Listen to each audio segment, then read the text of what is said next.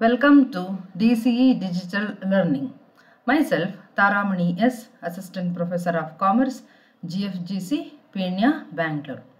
This is session number 45 of the subject QABD, that is Quantitative Analysis for Business Decisions.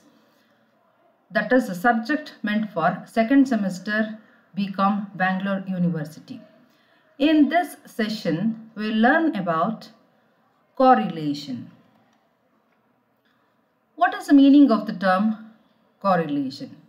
Here in this session we will be learning about the relationship of the variables, the relationship between the variables. Maybe it's like price and demand, then supply and price, something like that. We are going to study the relationship between such certain variables, and that is what we call here correlation.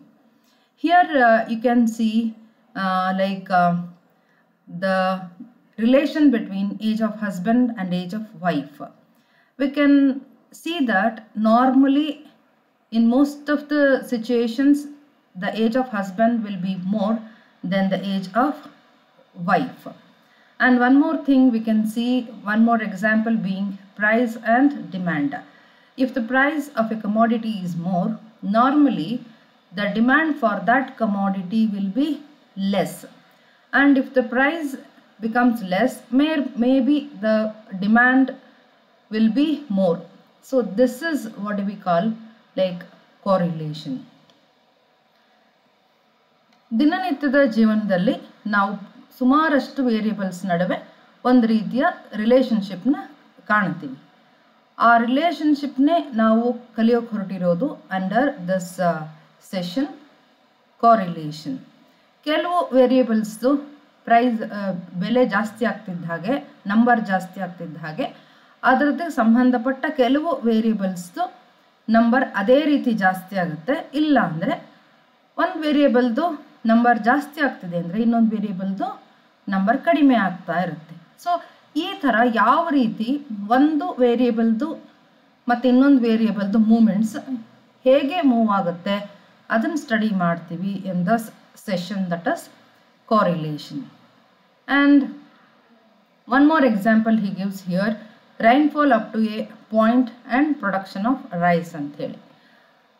ಮಳೆ ಜಾಸ್ತಿ ಬಂದರೆ production of rice ಏನಾಗುತ್ತೆ, yield ಏನಾಗುತ್ತೆ ಅಂತ ಹೇಳಿ.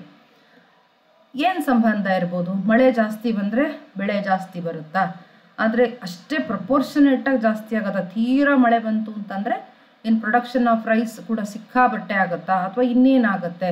This is what we are going to study here in this correlation. ಮತ್ತು ಇಲ್ಲಿ ಎರಡು ರೀತಿ ನಾವು ಸ್ಟಡಿ ಮಾಡ್ತೀವಿ.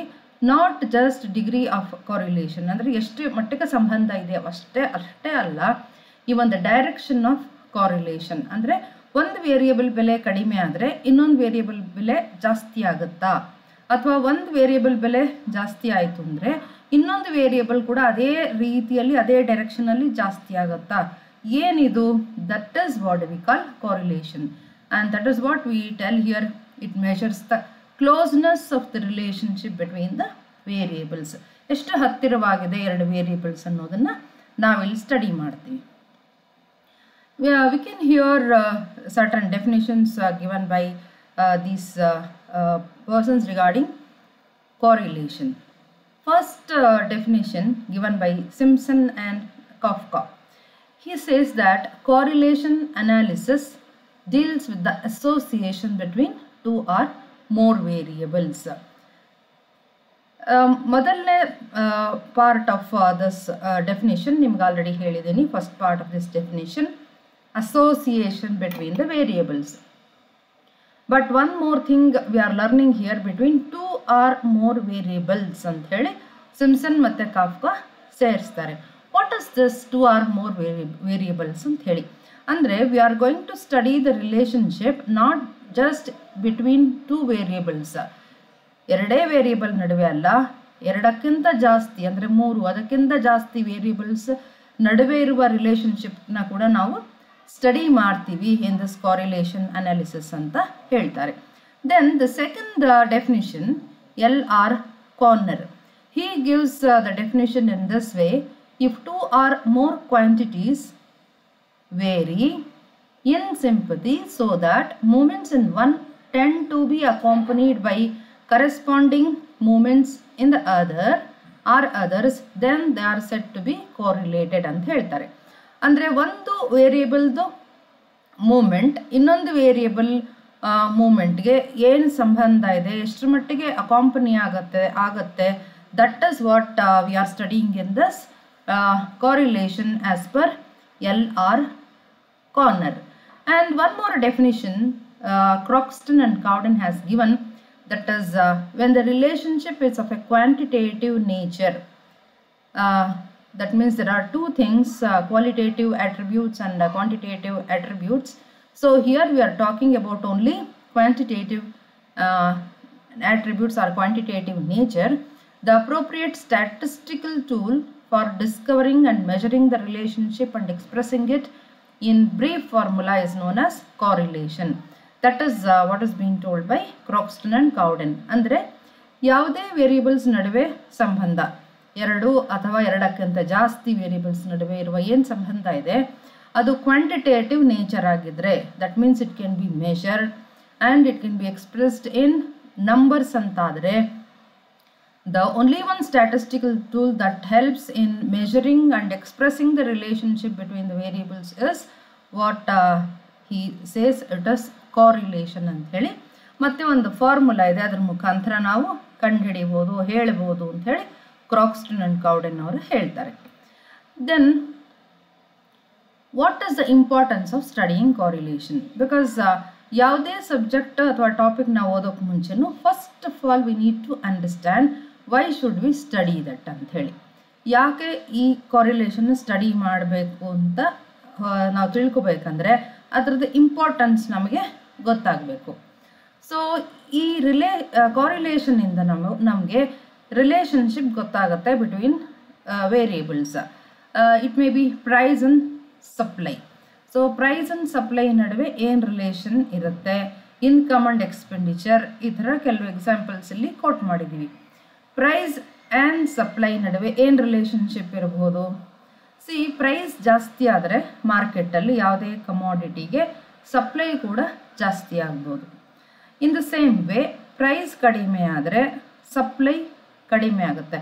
ಬಿಕಾಸ್ ಕೆಲವು ನ್ಯೂಸಲ್ಲಿ ನೋಡಿರ್ತೀರಾ ನೀವು, ಯಾವುದೋ ಒಂದು ಪರ್ಟಿಕ್ಯುಲರ್ ಕಮಾಡಿಟಿದು ಅಥವಾ ಅಗ್ರಿಕಲ್ಚರಲ್ ಪ್ರಾಡಕ್ಟ್ದು ಪ್ರೈಸ್ ಕಡಿಮೆ ಆಯಿತು ಅಂಥೇಳಿ the people who have grown it, they are not able to bring it even to the market. ಯಾಕಂದರೆ ಅವ್ರಿಗೆ ಆಲ್ರೆಡಿ ಲಾಸ್ ಆಗಿದೆ. And even if they bring it to the market, ಅವ್ರಿಗೆ plus transportation expenses ಆಗುತ್ತೆ. And definitely they are not earning anything. That's why they are not able to bring it even to the market. So ಇಲ್ಲಿ price and ಸಪ್ಲೈದು ಒಂದು ರೀತಿ relationship ನಿಮಗೆ ಗೊತ್ತಾಯಿತು. And one more is income and expenditure ಇದೆ. Income ಜಾಸ್ತಿ ಆದರೆ ಒಬ್ಬ ಪರ್ಸನ್ದು ಅವನು ಎಕ್ಸ್ಪೆಂಡಿಚರ್ ಕೂಡ ಜಾಸ್ತಿ ಮಾಡ್ತಾನಾ ಅಂಥೇಳಿ. So there is some relationship. Income ಜಾಸ್ತಿ ಆದರೆ ಒಬ್ಬ ಮನುಷ್ಯಂದು ಎಕ್ಸ್ಪೆಂಡಿಚರ್ ಜಾಸ್ತಿ ಆಗುತ್ತಾ? ಹಾಗಾದರೆ ಇನ್ಕಮ್ ಕಡಿಮೆ ಆದರೆ ಎಕ್ಸ್ಪೆಂಡಿಚರ್ ಕೂಡ ಕಂಟ್ರೋಲ್ ಮಾಡಿ ಇಟ್ಕೋತಾನ, ಕಡಿಮೆ ಮಾಡ್ತಾನ? So in that way we are going to study the relationship and even the degree of it. This is what we learn here in correlation ಅಂತ ಹೇಳಿ. And after this particular topic, that is correlation, we'll be studying one more topic, that is what we call regression analysis ಅಂತ ಕರಿತೀವಿ. So ಈ regression analysis correlation ಆದ ತಕ್ಷಣನೇ ನಾವು ಕಲಿತೀವಿ. and that is what we call like the act of going back ಅಂತ ಹೇಳ್ತೀವಿ. ನಮಗೆ ಎರಡು ವೇರಿಯೇಬಲ್ಸ್ ನಡುವೆ ಒಂದು ಸಂಬಂಧ ಗೊತ್ತಾದರೆ, ರಿಲೇಷನ್ಶಿಪ್ ಗೊತ್ತಾದರೆ, ಡಿಗ್ರಿ ಆಫ್ ಕಾರಿಲೇಷನ್ ನಮಗೆ ಗೊತ್ತಾದರೆ, ನಮಗೆ ಒಂದು ವೇರಿಯೇಬಲ್ ಬೆಲೆ ಇಷ್ಟಿದೆ ಅಂತ ಹೇಳಿದ್ರೆ ಇನ್ನೊಂದು ವೇರಿಯೇಬಲ್ ಬೆಲೆನ ನಾವು ಕಂಡುಹಿಡಿಬೋದು. And this is what we call regression analysis ಅಂತ ಹೇಳ್ತೀವಿ. ಬಟ್ ರಿಗ್ರೆಷನ್ ಅನಾಲಿಸಿಸ್ ಮಾಡೋಕ್ಕೆ V require the help of correlation, that is car ಅಂತ ಕರಿತೀವಿ ಕಾರಿಲೇಷನ್ನ. Carl Pearson's coefficient of correlation, that is the most important statistical tool. So ನಮಗೆ correlation value ಗೊತ್ತಾಯಿತು ಅಂತಂದರೆ we can go ahead with regression analysis. ಮತ್ತು ಈ correlation is very helpful for economists so that they understand the relationship between different economic variables. Then we'll come across with different types of correlation. Here you can see some 3 sets of correlations. First one is positive or negative. It depends upon the direction of the relationship. Then simple, partial or multiple. It is depending upon the number of variables we do study. Then linear and non-linear. It is based upon how it changes. Okay, the changes in one variable. Is it affecting in the same degree even on the other variable? That is what we are going to study here in linear and non-linear. So these are the methods of interpretation. ಈಗ ಒಂದು ಲೆಕ್ಕ ಮಾಡಿದ್ವಿ ಅಂತ ಅಂದಮೇಲೆ ನಮಗೆ ಒಂದು value ಸಿಗುತ್ತೆ, ಒಂದು ನಂಬರ್ ಸಿಗುತ್ತೆ. That is the value of correlation. ಇದು ಯಾವಾಗಲೂ ಫಸ್ಟ್ ಡಯಾಗ್ರಾಮ್ ನೋಡಿ 1 ಅಂತಿದೆ, ದಟ್ ಇಸ್ +1. ಮತ್ತು ಕಡೆಯದ ಡಯಾಗ್ರಾಮ್ ಇದೆಯಲ್ಲ, ಕಡೆಯ ಚಿತ್ರ, ಇಟ್ ಇಸ್ -1. ಸೊ ಯಾವಾಗಲೂ correlation value it will be in between +1 and -1. ಇವುಗಳ ನಡುವೆ ಈ ಯಾವುದೇ ವ್ಯಾಲ್ಯೂಸ್ ಮಧ್ಯದಲ್ಲಿ 5 ಡಯಾಗ್ರಾಮ್ಸ್ ಇದೆಯಲ್ಲ, so it can be anything. ಈ ಮಧ್ಯದೊಂದು ಪಿಕ್ಚರ್ ನೋಡಿ, ಇಟ್ ಇಸ್ 0 ಅಂತ ಕೆಳಗಡೆ ಬರೆದಿದೆ, ಮೇಲ್ಗಡೆ ನೋ ಕಾರ್ರಿಲೇಷನ್ ಅಂತಿದೆ. ಅಂದರೆ ಇಲ್ಲಿ ಡಾಟ್ಸ್ ಎಲ್ಲ ಏನಿದೆ, ಇಟ್ ಡಿಪೆಕ್ಟ್ಸ್ ವೇರಿಯೇಬಲ್ಸ್. ಇವುಗಳಿಗೆ ಯಾವ ವೇರಿಯೇಬಲ್ಸ್ ನಡುವೆ, 2 ವೇರಿಯೇಬಲ್ ನಡುವೆ ಯಾವುದೇ ರೀತಿ ಸಂಬಂಧ ನಮಗೆ ಕಾಣ್ತಿಲ್ಲ. ಒಂದು ಸ್ಟ್ರೈಟ್ ಲೈನ್ ಆಗಿಲ್ಲ, ಇನ್ಕ್ರೀಸ್ ಹಂಗೆ ಕಾಣ್ತಿಲ್ಲ, ಡಿಕ್ರೀಸಿಂಗ್ ಕಾಣ್ತಿಲ್ಲ, ಒಂದು ಪರ್ಟಿಕ್ಯುಲರ್ ಡೈರೆಕ್ಷನಲ್ಲಿ ಮೂವ್ ಆಗ್ತಾ ಇಲ್ಲ. So this is what we call like no correlation. ಅಂದರೆ ಸಂಬಂಧವೇ ಇಲ್ಲ 2 ವೇರಿಯೇಬಲ್ಸ್ ನಡುವೆ ಅಂತ ಹೇಳ್ತೀವಿ. But the first diagram is there no +1 ಅಂತಿದೆಯಲ್ಲ, ಅಲ್ಲಿ ನೀವು ಲೈನ್ ನೋಡಿದರೆ ಸ್ಟ್ರೈಟಾಗಿ ಹೋಗಿದೆ, ನೇರಕ್ಕೆ ಹೋಗಿದೆ, ಒಂದೇ ಗೆರೆನೇನೋ ಕಾಣ್ತಿದೆ. And it is moving in the increasing direction. This is what we call +1 ಅಂತ ಬಂದರೆ answer you have to conclude or interpret it is having perfect positive correlation ಅಂತ ನೀವು ಇಂಟರ್ಪ್ರಿಟೇಷನ್ ಮಾಡ್ತೀರಾ. ಅದೇ ರೀತಿ ಲಾಸ್ಟ್ ಪಿಕ್ಚರ್ ಇದೆಯಲ್ಲ, ಲಾಸ್ಟ್ ಡಯಾಗ್ರಾಮ್, ಇಲ್ಲಿ -1 ಅಂತಿದೆ, ಪರ್ಫೆಕ್ಟ್ ನೆಗೆಟಿವ್ ಕಾರ್ರಿಲೇಷನ್ ಅಂತಿದೆ. ಇಲ್ಲಿ ನೀವು ನೋಡಿದ ಹಾಗೆ ಸ್ಟ್ರೈಟ್ ಲೈನ್ ಕಾಣಿಸುತ್ತೆ, ಆದರೆ ಅದು ಮೂವಿಂಗ್ ಡೌನ್ವರ್ಡ್ಸ್ ಇದೆ, ಅಂದರೆ ಡಿಕ್ರೀಸಿಂಗ್ ಪ್ಯಾಟರ್ನಲ್ಲಿ ಹೋಗ್ತಿದೆ. This is what we call perfect negative correlation ಅಂತೀವಿ. ಇನ್ನು 0 ಮತ್ತು +1 - ನಡುವೆ ಬರೋದೆಲ್ಲ ಲೋ ಆರ್ ಹೈ ಅಥವಾ ಮಾಡ್ರೇಟ್ ಡಿಗ್ರೀಸ್ ಆಫ್ ಕಾರ್ರಿಲೇಷನ್ ಅಂಥೇಳಿ ನೀವು ಕನ್ಕ್ಲೂಡ್ ಮಾಡಬೇಕು. ಪ್ರತಿ ಸಲನೂ ಲೆಕ್ಕ ಮಾಡಿದ ಮೇಲೆ you have to write in sentence, ಒಂದು ವಾಕ್ಯದಲ್ಲಿ ಬರೀಬೇಕು. Like what is the interpretation? Is it having perfect positive or perfect negative, high positive or low positive correlation ಅಂತ ಹೇಳಿ you have to conclude. Then positive and negative correlation ಅಂದರೆ ಏನು ಅಂತ ಹೇಳಿ. See, there are 2 variables x and y ಅಂತ ತಿಳ್ಕೊಂಡ್ರೆ, in case the x value is increasing ಅಂತಂದರೆ positive correlation ಇದ್ದರೆ the other variable value will also be increasing. ಒಂದು variable ಬೆಲೆ ಜಾಸ್ತಿ ಆಗ್ತಾ ಇದ್ದರೆ ಇನ್ನೊಂದು ವೇರಿಯಬಲ್ ಬೆಲೆ ಕೂಡ ಜಾಸ್ತಿ ಆಗುತ್ತೆ. ಈ ಥರ ಆದರೆ ನಾವು ಪಾಸಿಟಿವ್ ಕಾರ್ರಿಲೇಷನ್ ಅಂತ ಕರಿತೀವಿ. ಅದೇ ರೀತಿ ಒಂದು ವೇರಿಯಬಲ್ದು ಬೆಲೆ ಕಡಿಮೆ ಆದರೆ ಇನ್ನೊಂದು ವೇರಿಯಬಲ್ದು ಬೆಲೆ ಅಥವಾ ನಂಬರ್ ಕೂಡ ಕಡಿಮೆ ಆದರೆ, ಸೇಮ್ ಡೈರೆಕ್ಷನಲ್ಲಿ ಹೋಗ್ತಾ ಇದೆಯಲ್ಲ, this is what we call positive correlation ಅಂತ ಕರಿತೀವಿ. ಅಂದರೆ ಸೇಮ್ ಡೈರೆಕ್ಷನಲ್ಲಿ ಹೋಗ್ತಾ ಇದೆ ಅಂತ ಹೇಳಿ. ಆದರೆ ನೆಗೆಟಿವ್ ಕಾರ್ರಿಲೇಷನಲ್ಲಿ ಹಾಗಲ್ಲ, ಒಂದು ವೇರಿಯಬಲ್ ಬೆಲೆ ಜಾಸ್ತಿ ಆದರೆ ಇನ್ನೊಂದು ವೇರಿಯಬಲ್ ಬೆಲೆ ಕಡಿಮೆ ಆಗುತ್ತೆ. ಹಾಗೆ ಒಂದು ಫಸ್ಟ್ ವೇರಿಯಬಲ್ ಎಕ್ಸ್ ಅಂತ ಇಟ್ಕೊಂಡ್ರೆ ಅದರ ಬೆಲೆ ಕಡಿಮೆ ಆಯಿತು ಅಂತಂದರೆ, ವೇರಿಯಬಲ್ ಸಂಖ್ಯೆ ಕಡಿಮೆ ಆಯಿತು ಅಂತಂದರೆ ಇನ್ನೊಂದು ವೇರಿಯಬಲ್ ವ್ಯಾಲ್ಯೂ ಏನಾಗುತ್ತೆ, ಅದು ಜಾಸ್ತಿ ಆಗುತ್ತೆ. That means variables move in opposite directions ಅಂತ ಕರಿತೀವಿ. And that is what we call negative correlation ಅಂತ ಹೇಳ್ತೀವಿ. Then there is one more like simple, partial and multiple correlation ಅಂತ ಕರಿತೀವಿ. Then what is simple correlation? See, I have kept it in bold letters ಅಲ್ಲಿ ಇಟ್ಟಿದ್ದೀನಿ. Simple ಅಂದರೆ only 2 variables R studied ಅಂತ ಹೇಳ್ತೀವಿ. ಬರೀ 2 ವೇರಿಯೇಬಲ್ ನಾವು ಸ್ಟಡಿ ಮಾಡ್ತೀವಿ ಅದಾದರೆ we do call it as simple correlation ಅಂತ ಹೇಳಿ. ಪಾರ್ಷಿಯಲ್ ಅಂತಂದರೆ ಪಾರ್ಷಿಯಲ್ ಕಾರ್ರಿಲೇಷನ್ ಅಂತ ಹೇಳಿದ್ರೆ ನಮಗೆ ಗೊತ್ತಿದೆ, ಲೈಕ್ ಒಂದು ಪರ್ಟಿಕ್ಯುಲರ್ ವೇರಿಯೇಬಲ್ ಅದಕ್ಕೆ ಇಂಪ್ಯಾಕ್ಟ್ ಒಂದು ಅಥವಾ ಇನ್ನೊಂದೇ ವೇರಿಯೇಬಲ್ ಇಲ್ಲ ಅಥವಾ ಇನ್ನೂ 2 ವೇರಿಯೇಬಲ್ ಇಲ್ಲ. It is having on its impact of certain so many variables. ಆದರೆ ನಾವು ಎಲ್ಲ ವೇರಿಯೇಬಲ್ಸ್ನಿಂದ ಅದರ ಮೇಲೆ ಆಗುವ ಎಫೆಕ್ಟನ್ನು ಸ್ಟಡಿ ಮಾಡ್ತಾ ಇಲ್ಲ. ಲೈಕ್ ಈಲ್ಡ್ ರೈಸ್ ಎಷ್ಟು ಬರ್ತಿದೆ, ಈಲ್ಡ್ ಎಷ್ಟು ಬರ್ತಿದೆ ರೈಸ್ ನೋಡ್ಕೊತೀವಿ, ಬೆಳೆ ಎಷ್ಟು ಬೆಳೀತಾ ಇದೆ ಅಂತ. ಅದರ ಮೇಲೆ ರೈನ್ಫಾಲ್ದು ಪರಿಣಾಮ ಏನು, ಮಳೆದ ಪರಿಣಾಮ ಎಷ್ಟು ಅಂತ ಸ್ಟಡಿ ಮಾಡ್ತೀವಿ. ಮತ್ತು ಮಳೆ ಮಾತ್ರ ಅದಕ್ಕೆ ಎಫೆಕ್ಟ್ ಮಾಡಲ್ಲ ಈಲ್ಡ್ಗೆ, ಅದಕ್ಕೆ ಫರ್ಟಿಲೈಸರ್ಸ್ ಯೂಸೇಜ್ ಇಂಪ್ಯಾಕ್ಟ್ ಮಾಡುತ್ತೆ ಆ್ಯಂಡ್ ಇವನ್ ಟೆಂಪ್ರೇಚರ್ ಈ ಥರ ನಮಗೆ ಗೊತ್ತಿದೆ. ಆದರೆ ಇನ್ ಕೇಸ್ ನಾವು ಲಿಮಿಟ್ ಮಾಡಿಕೊಂಡ್ರೆ ಸ್ಟಡಿನ, ಅಂದರೆ ಈಲ್ಡ್ ಎಷ್ಟು ಬರುತ್ತೆ ರೈಸ್ದು, ಆದರೆ ಮಳೆ ಬಂದಾಗ ಓಕೆ ಒಂದು ಪರ್ಟಿಕ್ಯುಲರ್ ಪೀರಿಯಡಲ್ಲಿ ಮತ್ತು ಆ ಟೈಮಲ್ಲಿ ಇಷ್ಟೇ ಟೆಂಪ್ರೇಚರ್, ಒಂದು ಸರ್ಟನ್ ಆ್ಯಾವ್ರೇಜ್ ಟೆಂಪ್ರೇಚರ್ ಅಂತ ಹೇಳ್ತಾರೆ. ಈ ಥರ ನಾವು ಲಿಮಿಟ್ ಮಾಡ್ಕೊಂಬಿಟ್ರೆ ಸ್ಟಡಿನ what we call partial correlation ಅಂತ ಹೇಳ್ತೀವಿ. ಮಲ್ಟಿಪಲ್ ಅಂದರೆ 2ಕ್ಕಿಂತ ಜಾಸ್ತಿ ಅಂತ ಹೇಳಿ. ಈಗ ಪ್ರೊಡಕ್ಷನ್ ಆಫ್ ರೈಸ್ ಅಥವಾ ರೈಸ್ ಈಲ್ಡ್ ಎಷ್ಟು ಬರ್ತಿದೆ ನಮಗೆ ಗೊತ್ತಿದೆ. It is having impact on it, not just because of one more variable. It is because of usage of fertilizers, as I told you already, and even due to rainfall, even due to temperature. Hige there are so many other variables which is having impact on this production of rice.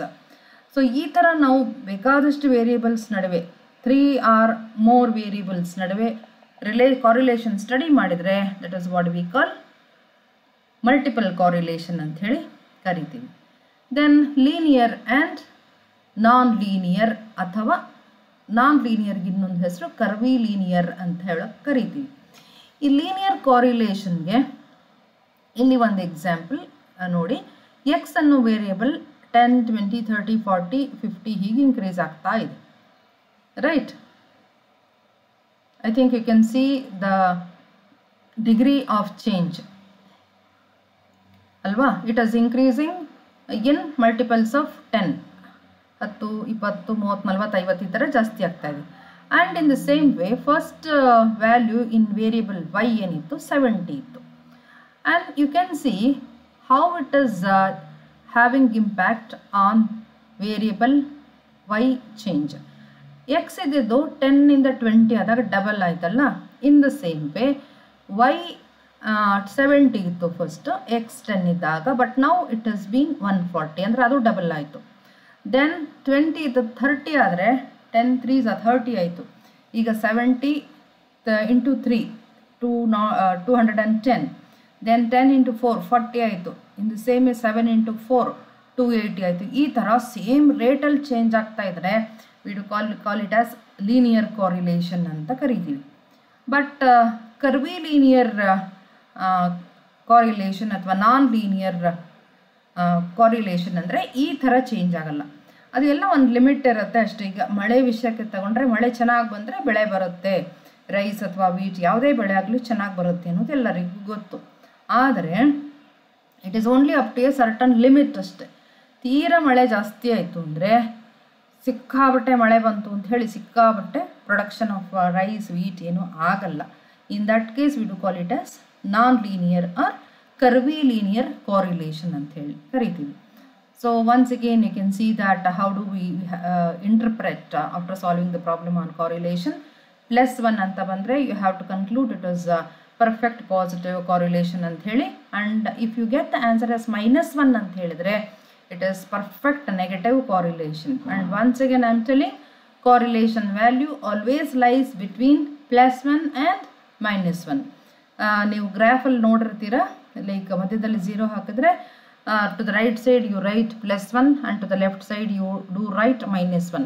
ಆ -1 ಮತ್ತು +1 ಈ ನಡುವೆ ಮಾತ್ರ correlation value ಬರೋಕ್ಕೆ ಸಾಧ್ಯ. ಇನ್ನು ಮಧ್ಯದ ಯಾವುದೇ ವ್ಯಾಲ್ಯೂ ಬಂದರೂ ಹೇಗೆ ನೀವು ಇಂಟರ್ಪ್ರೆಟ್ ಮಾಡಬೇಕು ಅಂತ ಇದೆ. ಲೈಕ್ 0 ಬಂದರೆ ನೋ ಕಾರ್ರಿಲೇಷನ್ ಅಂತ ನೀವು ಬರೀಬೇಕಾಗುತ್ತೆ. ಅದರ್ವೈಸ್ ವೇರಿಯಿಂಗ್ ಡಿಗ್ರೀಸ್ 0.9 to 1 ಅಂತಾದರೆ ವೆರಿ ಹೈ ಅಂತ ಹಾಕಿ, ಪ್ಲಸ್ ಬಂದರೆ ಪಾಸಿಟಿವ್, ಮೈನಸ್ ಬಂದರೆ ನೆಗೆಟಿವ್. ಅದೇ ರೀತಿ 0.7 to 0.9 ಅಂದರೆ ಹೈ ಪಾಸಿಟಿವ್, ಮೈನಸ್ ವ್ಯಾಲ್ಯೂ ಆಗಿದ್ರೆ ಹೈ ನೆಗೆಟಿವ್ ಅಂತ ಹೇಳಿ. Then 0.5 to 0.7 if it is plus moderate ಅಂತ ಬರೀರಿ, ಇಲ್ಲ ಅಂದರೆ ಮಾಡ್ರೇಟ್ ನೆಗೆಟಿವ್ ಅಂತ ಬರೀರಿ if it is minus. Then 0.3 to 0.5 if it is plus low positive ಹಾಕಿ, ಇಲ್ಲ ಮೈನಸ್ ಇದ್ದರೆ ಲೋ ನೆಗೆಟಿವ್ ಹಾಕಿ. ದೆನ್ 0.0 ಅಂದರೆ ಅಲ್ಲಿಂದ 0.3 ವರೆಗಾದರೆ ನೆಗ್ಲಿಜಿಬಲ್ ಕಾರ್ರಿಲೇಷನ್, ಅಂದರೆ ಅಷ್ಟೊಂದೇನು ಸಂಬಂಧ ಇದೆ ಅಂತ ಹೇಳೋಕ್ಕೆ ಬರೋಲ್ಲ ಅಂತ ಈ ರೀತಿ ನೀವು ಕನ್ಕ್ಲೂಡ್ ಮಾಡಬೇಕಾಗುತ್ತೆ. That you have to learn and write it after solving each and every sum. Then there is one more topic I need to tell you about is probable error anta heli. This I'll be taking it up once again in the succeeding sessions, and we'll solve problems also on this probable error. But what is this probable error anta heli?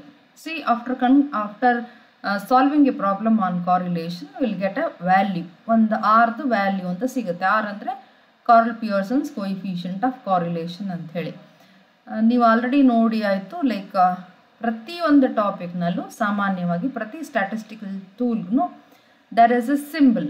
ಈಗ arithmetic mean ಅಂದರೆ X bar ಅಂತ ಬರೀತೀರಾ, quartiles ಆದರೆ Q1 Q2 Q3 ಅಂತ ಹೇಳಿ ಬರೀತೀರಾ, Z ಅಂದರೆ mode ಅಂತ ಬರೀತೀರಾ. ಹೀಗೆ probable error ಕಂಡುಹಿಡಿತೀವಿ ನಾವು.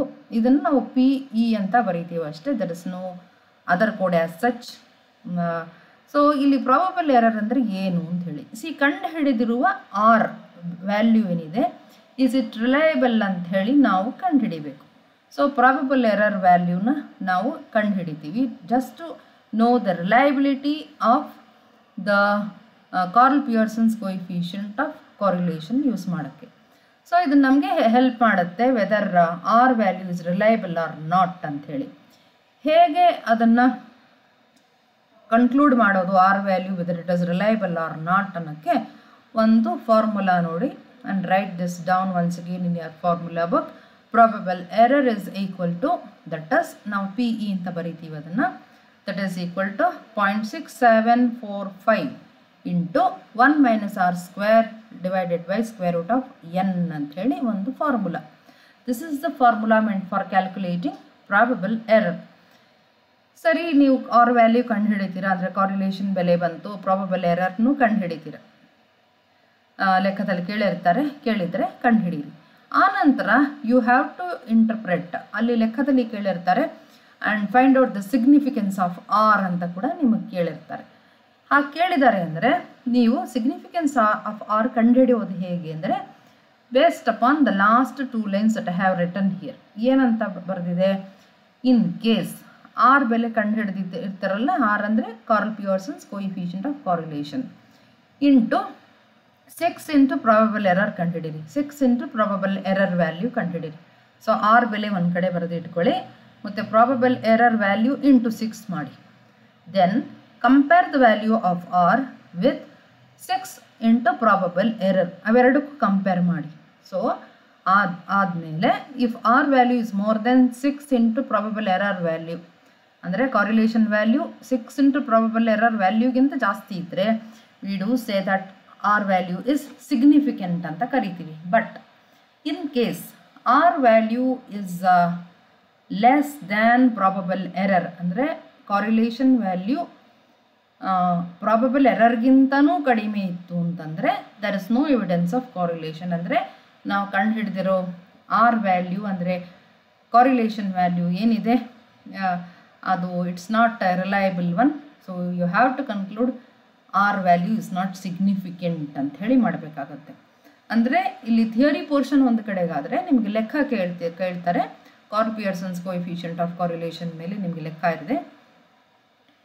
ಮತ್ತು ಇಲ್ಲಿ ನಿಮಗೆ ಲೆಕ್ಕ ಮಾಡಿದ ಮೇಲೆ ಆರ್ ವ್ಯಾಲ್ಯೂ ಕಂಡುಹಿಡಿತೀರಾ ಮತ್ತು ಇಂಟರ್ಪ್ರಿಟೇಷನ್ ಮಾಡ್ತೀರಾ. That is what sort of correlation it is ಅಂತ ಹೇಳಿ. ನಂತರ ಇನ್ ಕೇಸ್ ಕೇಳಿದರೆ ಪ್ರಾಬಬಲ್ ಎರರ್ ಕಂಡುಹಿಡೀರಿ ಅಂದರೆ ಪ್ರಾಬಬಲ್ ಎರರ್ ಕಂಡುಹಿಡಿತೀರಾ. ದೆನ್ ಪ್ರಾಬಬಲ್ ಎರರ್ ವ್ಯಾಲ್ಯೂ ಸ್ಟ್ರೈಟಾಗಿ ಕ್ಯಾಲ್ಕುಲೇಟ್ ಮಾಡಿ ಅಂತಲೇ ಕೇಳಬೇಕು ಅಂತೇನಿಲ್ಲ. They can ask it in that way, find out the significance of R ಅಂತ ಕೂಡ ಕೇಳಬಹುದು. In that case, you have to first calculate probable error, then compare R value with 6 into probable error value. Matte compare ಮಾಡಿ, and in case R value is more than 6 into probable error, R is significant anta bariri. If R is more than 6 into probable error. Otherwise, if R value is less than the value of probable error, conclude there is no evidence of correlation ಅಥವಾ R is insignificant ಅಂತ ಹೇಳಿ ನೀವು conclude ಮಾಡಿ. Then what are the uses of this probable error ಅಂಥೇಳಿ. ಈ probable error ನಮಗೆ ಸಹಾಯ ಮಾಡೋದು just to understand or to conclude then or to take decision regarding the significance of correlation. ನಾವು ಕಂಡುಹಿಡಿದಿರೋ R value is it dependable or not ಅಂಥೇಳಿ ನಮಗೆ help ಮಾಡುತ್ತೆ. Then conditions for the use of probable error. ಏನು conditions ಇದ್ದರೆ ಮಾತ್ರ ನಮಗೆ probable error value ಕಂಡುಹಿಡಿತೀವಲ್ಲ ಅದು ಓಕೆ ರಿಲಯಬಲ್ ಅಂಥೇಳಿ ಮಾಡ್ಬೋದು ಅನ್ನೋದು. ಆದರೆ ಫಸ್ಟ್ ಒನ್ ಸ್ಯಾಂಪಲ್ಸ್ ಮೇಲೆ ನಾವು ಸ್ಟಡಿ ಮಾಡಿರ್ತೀವಿ ಕಾರಿಲೇಷನ್ನ, that should have been taken from a normal population ಅಂತ ಹೇಳ್ತಾರೆ. ಅಂದರೆ ರ್ಯಾಂಡಮ್ ಸ್ಯಾಂಪ್ಲಿಂಗ್ ತಗೊಂಡಿರಬೇಕು. ಕಂಡೀಷನ್ಸ್ ಆಫ್ ರ್ಯಾಂಡಮ್ ಸ್ಯಾಂಪ್ಲಿಂಗ್ ಅಂತ ಹೇಳ್ತಾರೆ. ಅಂದರೆ ಒಟ್ಟಾರೆ ಪಾಪ್ಯುಲೇಷನ್ನಿಂದ ನಾವು ಕಾರಿಲೇಷನ್ ಸ್ಟಡಿ ಮಾಡ್ತೀವಲ್ಲ, we have to study based upon a few samples that we have to take from the population. So that should be a normal population ಅಂತಾರೆ.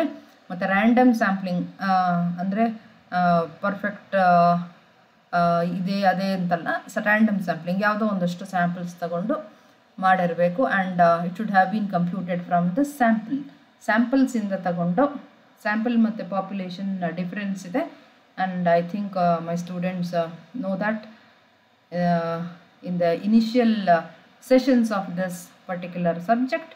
Population andre whole universe that is meant for studying that particular topic. Samples andre a few variables selected. So in this full session we learned about correlation bagge, matte its meaning, definitions, and what is the importance of studying this. ಮತ್ತು types of correlation ಬಗ್ಗೆ ಕೂಡ ತಿಳ್ಕೊಂಡ್ವಿ. And one more thing we studied about is probable error ಮತ್ತು the uses of this probable error and conditions for the uses of probable error ಅಂಥೇಳಿ. So ಒಟ್ಟಾರೆ 2 variables ಅಥವಾ 3 ಅಥವಾ ಅದಕ್ಕಿಂತ ಜಾಸ್ತಿ ವೇರಿಯೇಬಲ್ಸ್ ನಡುವೆ ಕೂಡ ಇರಬಹುದಾದಂಥ ಒಂದು ರಿಲೇಷನ್ಶಿಪ್, ಕ್ವಾಂಟಿಟೇಟಿವ್ ರಿಲೇಷನ್ಶಿಪ್ ಅದು. ಸೊ ಅದನ್ನು ಫೈಂಡ್ ಔಟ್ ಮಾಡೋಕ್ಕೆ ನಮಗೆ ಕಾರಿಲೇಷನ್ ಸ್ಟ್ಯಾಟಿಸ್ಟಿಕಲ್ ಟೂಲ್ ಬೇಕು.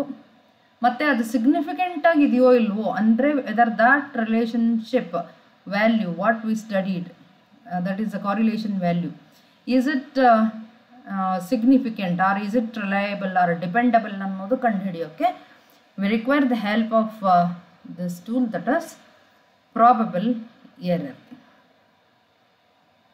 Thank you.